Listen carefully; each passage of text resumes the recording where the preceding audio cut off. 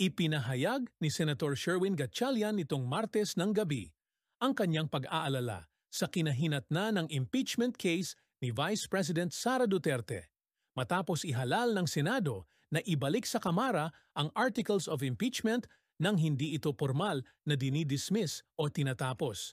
Concerned ako kasi walang president ito, kaya hindi natin alam ang susunod na mangyayari, ani Gatchalian sa ambush interview.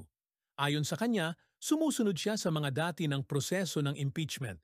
Ngunit ang nangyaring desisyon ay tila bagong landas na walang kasaysayang sinusundan. Dagdag pa niya, naghihintay ngayon ang Senado sa abiso mula kay Senate President Cheese Escudero ukol sa susunod na hakbang. Umaasa siyang hindi ito hahantong sa matagal na pagkaantala.